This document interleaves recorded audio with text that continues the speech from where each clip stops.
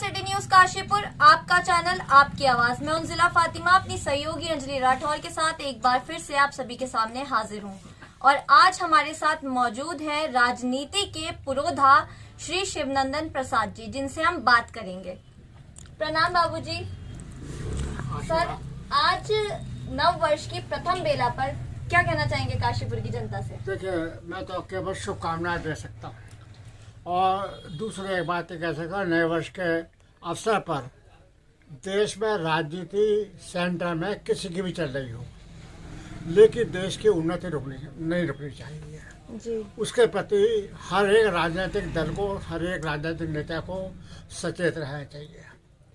कभी कभी ऐसा होता है कि लोग मतलब ये गद्दी में बैठने के बाद में जिस क्षेत्र से वो खड़े होते हैं उस क्षेत्र के लिए भूल जाते हैं। और उसी सिलसिले में मैं ये बात बताना चाहता हूँ कि 1965 में पंडित नानदेव तिवारी पहली मरतबा काशीपुर से खड़े हुए और उसके बाद से आखिर तक वे हमेशा काशीपुर से ही खड़े हुए। और आज काशीपुर में किले से लेकर चौराहे तक और उत्तर से लेकर दक्षिण तक जो भी विकास है उस पर हर जगह एक तरीके से पंडित नानदेव तिवारी, ये सब उनकी देन है इस शहर की, वरना इस शहर कुछ नहीं था। इस शहर का बहुत बड़ा विकास किया। और सबसे बड़ी बात, पंडित नानदेव तिवारी के साथ मेरा बहुत साथ रहा है। मैंने हमेशा उनके नॉमिनेशन दाखिल किए हैं और जब वो आते थे तो गुलारी साहब इलेक्शन के कमाम में मुझे सौंपते थे। पंसारी की उससे कहा, भाई साहब इलायची नहीं खुला वो क्या?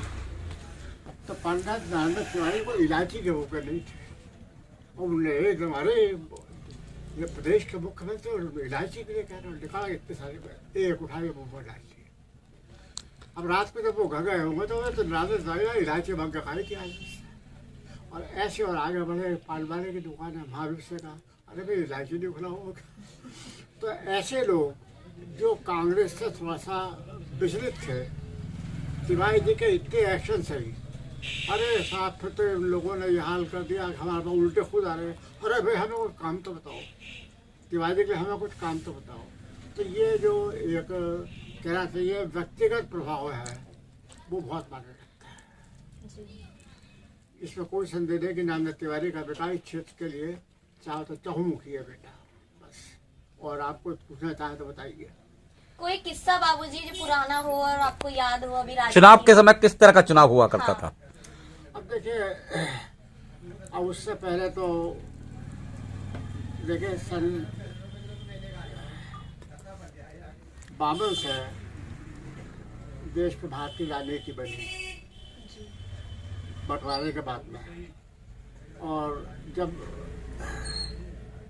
पहली मरतबा बंटवारे के बाद में देश बना था और 1952 का पहला चुनाव हुआ था, तो 1952 में मैं उस ज़माने में RSS से भारतीय जनता संघ से जुड़ा हुआ था। तो इस छोटे नीम के नीचे जितनी पब्लिक मीटिंग हुई यहाँ पे यही हुआ करती थी। तो अटल बिहारी वाजपेयी इस मीटिंग में आए थे और उस मीटिंग का संचालन मैंने किया था उस समय। और उनकी कोई बात ऐसी होती है ज़रूर कि वो सीधे सीधे कटाक्ष नहीं करते, इनडायरेक्ट वे में कटाक्ष करते हैं। उन्होंने कहा, भाई देखिए मैं किसी की बुराई नहीं कर रहा, क्योंकि यहाँ पब्लिक बहुत इकट्ठा थी उनके नाम पर, लेकिन वो 3 घंटे वहाँ से लेट आए। तो कहने लगे, भाई देखो बात क्या है, मैं 3 घंटे लेट आया हूँ, इसके लिए मैं आप लोगों से सबसे क्षमा प्रार्थी हूँ कि आप लोगों ने मेरी प्रतीक्षा की, लेकिन इसके लिए मैं दोषी नहीं। अब आप कहेंगे कि अभी तो आप क्षमा याचना कर रहे थे, अब आप कहे दोषी नहीं। बोले क्षमा याचना तो मैं कर चुका, लेकिन दोषी का कारण जो बता दूँ, इसका कारण जो है मालवा से काशीपुर तक की टूटी फूटी कांग्रेस सरकार की सड़कें, एक। नंबर 2 ये कि गरीब भारतीय जनसंघ की ये खटारा गाड़ी, जिसने मुझे मालवा से यहाँ तक 4 घंटे में लगाया, ये 2 दोषी है इसके। तो ये बातें ऐसी होती हैं उनकी कि उन्होंने कांग्रेस में कटाक्ष भी कर दिया और अपनी कमजोरी भी साबित कर दी, गरीबी भी साबित करती है। तो समय है हमारे। उसके बाद तो मैं 1965 जब 1948 में महात्मा गांधी को गोली लगी थी तो आरएस में बैन लग गया था। तो मैं आरएस ने जेल भरो आंदोलन किया 1949 में। तो उस जेल भरो आंदोलन में मैंने भाग लिया। मैं गया, सब लोग काशीपुर यहाँ से उठे और सब थाने जाकर गिरफ्तारी दी। और उसके बाद में 65 के बाद में फिर मैं कांग्रेस में, फिर मैंने मुड़ के नहीं देखा। ये थोड़ा सा आदमी का अपना अपना स्वभाव है। जिस पार्टी के साथ जुड़ा हुआ हो, निष्ठा उस पार्टी के साथ पूरी तरह से समर्पित होनी चाहिए। तब के काशीपुर में और अब के काशीपुर में क्या अंतर पाते हैं? कुछ भी नहीं अंतर है, क्योंकि ऐसा है, विधायक चाहे बीजेपी का हो चाहे कांग्रेस का हो, मैं किसी विधायक की बुराई नहीं करना चाहता जी। लेकिन चीमा साहब ने जो कुछ किया है इस नगर के और क्षेत्र के लिए, वो मैं उस पर क्या कहूँ, आप सब लोगों को दिखाई दे रहा है। एक इंच आगे नहीं बढ़ेगा अब, और 3 टर्म हो गए उनको। तो लेकिन मैं ऐसा है, अब प्रदेश में मंत्री होने के नाते कोई ताकत तो उनके पास है नहीं। अगर वो मंत्री होते, मिनिस्टर होते तो करने की बात होती है। विधायक हैं और विधायक भी अकाली दल से थे। तो उस स्थिति में अकाली दल के लोगों का कोई बहुमत तो रहा नहीं उत्तराखंड में जी, जी। उस स्थिति में बस वो विधायक तो बराबर चल रहे हैं जी। और ऐसा नहीं है, लोगों के संपर्क में आते हैं बराबर वो इकट्ठा। लेकिन जब ऊपर कुछ सुनागा तभी तो कोई यहाँ विकास कर पाएंगे जी। अब यह बात उनके सामने कहने की तो नहीं है कि साहब आपके नहीं सुन रहे, आपके नहीं सुन रहे, आपके नहीं सुन रहे, लेकिन असलियत यही है विकास की। अब वो सिख समाज की तरफ से हैं और 3 इलेक्शन जीत भी चुके हैं। बात यह है, क्षेत्र में सब जगह जाते हैं, आते हैं, मिलते हैं, हर एक के दुख सुख में खड़े होते हैं। तो व्यवहार कुशल तो वो है, इसमें कोई शक नहीं, निसंदेह बिल्कुल अहम नहीं है उनको। अगर यहाँ मार्केट में जब कभी वो आए, मैं कांग्रेस का हूँ, वो भारतीय जनसंघ या बीजेपी के हैं जी। वो अगर आएंगे तो उनका जो पेशकार है वो आएगा, वो चीमा साहब आ रहे हैं, मैंने कहा स्वागत जी। मेरे यहाँ बैठ के जरूर जाते हैं। जी। क्योंकि मेरा ये हमेशा स्वभाव रहा, आप किसी पार्टी का नेता हो उसका सम्मान, उसका साझा करना हमारा कर्तव्य है जी। और अपना फर्ज निभाना जो है पार्टी के प्रति वो अलग चीज जी। होती है, व्यक्तिगत संबंध अलग चीज है। जी। मैं तो जब कभी भी किसी मामले पे सार्वजनिक रूप से कोई बात चीमा साहब से कहूँ, अगले एकदम पूरा कभी कोई ऐसी नहीं मानते हैं वो इस बात को। शादी जो आपकी और एनडी तिवारी जी की और सत्येंद्र चंद गुड़िया जी की थी, एक साथ जोड़ी मैं थी। वो सत्येंद्र चंद गुड़िया की बता रहा हूँ, पहले एनडी तिवारी तो बाद में आए थे। जी। सत्येंद्र चंद गुड़िया तो पहले से कांग्रेस के थे। जी। तो सत्येंद्र चंद गुड़िया का मेरा जो साथ है वो सन 46 से हुआ। जी। मैंने सन 46 में उदयनचंद्र कॉलेज में दाखिला लिया था कक्षा 7 में, और सत्येंद्र गुड़िया भी उस क्लास में पढ़ते थे।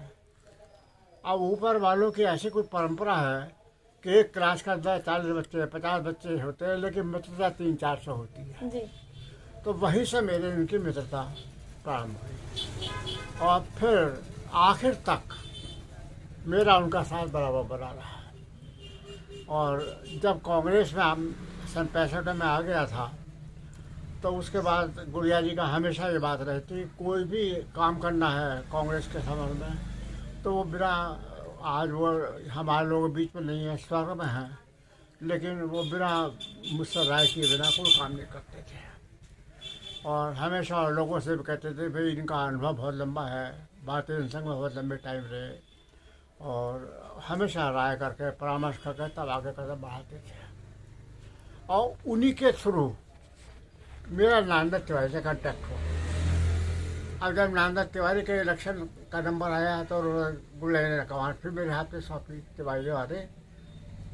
जब मैंने इलेक्शन आया फिर उनका नॉमिनेशन भी दाखिल मैं करता था हमेशा, जितनी बता एक बताओ वो यहाँ से रामनगर जाकर दाखिल MLA बने।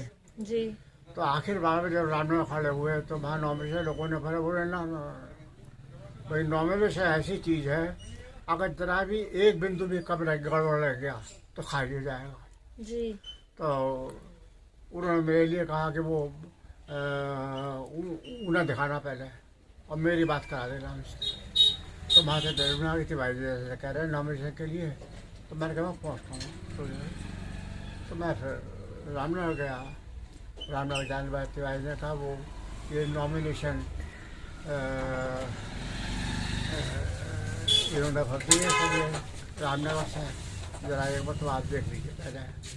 यहाँ आन के टिके थे वो ये शुगर ये फैक्ट्री जो ठाकरवासी है। तो मैंने सब वो देखने के बाद मैं एक आध में कुछ कमी थी वो मैंने सब ये सब कंप्लीट हो गया है बिल्कुल।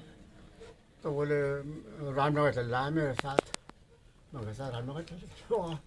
तो अपनी गाड़ी में मैं अपने साथ में आकर मैं भी गुड़िया जी होती जो लोग और नॉमिनेशन वहाँ पे जो लोग होते आगे वो नहीं ये है नॉमिनेशन, ये तो नॉमिनेशन दाखिल होगा।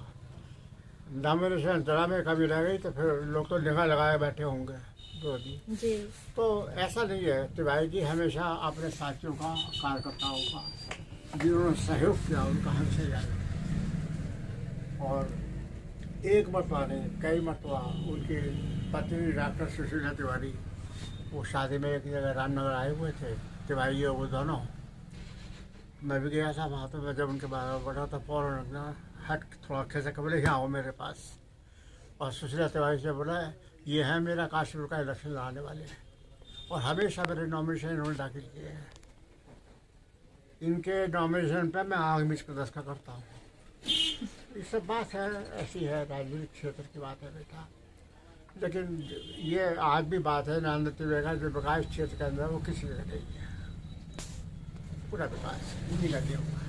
तो ये थे हमारे साथ शिवनंदन प्रसाद जी जो कि राजनीतिक पुरोधा हैं और उन्होंने आज हमारे साथ राजनीति की कुछ पुरानी यादें ताजा की हैं। और पुरानी जब हम किसी बड़े बुजुर्ग के पास बैठते हैं और वो हमसे अपना अनुभव साझा करते हैं तो बहुत कुछ सीखने को मिलता है, बहुत सारी नई बातें जानने को मिलती हैं। उस समय हम लोग तो नहीं थे, लेकिन आज हमें इस इंटरव्यू के बाद पुरानी राजनीति की कई बातें पता चली हैं। ऐसे नेता युगों में पैदा होते हैं जी। भारतीय जनसंघ में या भारतीय जनता पार्टी में अटल बिहारी वाजपेयी और कांग्रेस में नानदत्ती तिवारी। अटल बिहारी वाजपेयी की भी विशेषता ये थी कि कार्यकर्ता को बहुत महत्व देते थे, बहुत महत्व देते थे। और एक बात की मैं घटना अपने साथ के बताता हूँ मैं। ये बहुत 66-67 की बात है शायद। मैं उस समय तो मैं कांग्रेस में आ चुका था। तो इनका मेरे बेटे का एक्सीडेंट हो गया था मोटरसाइकिल से। आदमी यहाँ तक निशान पूरा है। 1984 एम्स में भर्ती कराया था इनको। अब वहाँ एम्स में भर्ती कराया था। इसी बीच में अटल बिहारी वाजपेयी वहाँ पर पता नहीं किससे क्यों आए कैसे आए थे। मैं नीचे से ऊपर जा रहा था, अटल बिहारी वाजपेयी नीचे, अरे आप यहाँ कैसे हैं? अस्पताल में तो कोई आदमी परेशानी वाला ही होगा। मैंने कहा वाजपेयी जी मेरे लड़के का एक्सीडेंट हो गया है और वो 4AB वार्ड में भर्ती है, वो समय सीरियस वार्ड होता है। अरे मगर भगवान के पर हाथ जोड़े दोनों, हे भगवान उसके बच्चे पर कृपा करना, बच्चे पर कृपा करना, बच्चे पर कृपा। आइए मेरे साथ। तो 4AB वार्ड मेरे साथ ऊपर गए वो, जबकि मैं उस समय कांग्रेस में था, सब कुछ था जी। लेकिन ऊपर गए, ऊपर जाके भी उन्होंने मतलब ये है अब अटल बिहारी वाजपेयी इस बहुत बड़ी कैपेसिटी भी थे। तो हम हड़कम सा हो गया वहाँ पर जितने भी डॉक्टर बोल रहे अरे सब वाजपेयी आए। और वाजपेयी ने उन लोगों से कहा भाई ये मेरा पर्सनल मैटर है, बिल्कुल आप लोग ध्यान करके करें। इन्होंने मेरे लिए बहुत योगदान किया है। तो वो उसके बाद में अच्छा और कोई मेरे लिए सेवा फौरन टेलीफोन करें, आप मुझे कोई परेशानी नहीं हो। तो यही बात है आदमी की याद रहती है और क्या है। मैं तो कांग्रेस में था उस समय, लेकिन नहीं, क्योंकि कांग्रेस और बीजेपी बात की चीज़ है। व्यक्तिगत संबंध जो है वो बहुत बड़ी बात है जी जी जी। हाँ देखिए बात बताऊँ आपको, कांग्रेस के हार का कारण कैंडिडेट है। अगर आपसे पूछा ऐसा होता है थोड़ी बहुत गुटबाजी तो हर पार्टी में होती है, जी बिना गुटबाजी के पार्टी होती ही नहीं है, होता है, लेकिन ऐसा नहीं है। यहाँ पर तो असल में जो भी कैंडिडेट फिर खड़े हुए कांग्रेस की तरफ से, अब एक मरतबा 65 में अम्मा रंजी को लिया है। आप जी, बताइए, लखनऊ से। हिंदू बाहुल्य क्षेत्र है ये, और ये गलती किसी और की नहीं है, ये हमारे मित्र की है, गुड़िया जी। गुड़िया जी। ये एमपी थे तो एमएलए हो नहीं सकते थे। तो ऐसे हालात में जब तिवारी जी के पास लोग मिले तो लोगों तिवारी ने उनका पीठ पीछा, वो स्वर्ग में है, उन्होंने उनका मुंह मेरी तरफ को था, मैं भी था उनमें। तो मैं सोचा क्यों, क्या काशीपुर में कोई कैंडिडेट नहीं है? मैंने कहा साहब देखिए ऐसा है, इसका उत्तर तो गुड़िया जी देंगे। मैं कैसे कह दूँ नहीं है और है, इसका उत्तर तो गुड़िया जी देंगे। अब जब गुड़िया जी को, तो गुड़िया जी के लोग ये कह रहे हैं कि अगर यहाँ पे एक भी किसी को बना लिया तो तुम्हारे रास्ता कट जाएगा बिल्कुल है।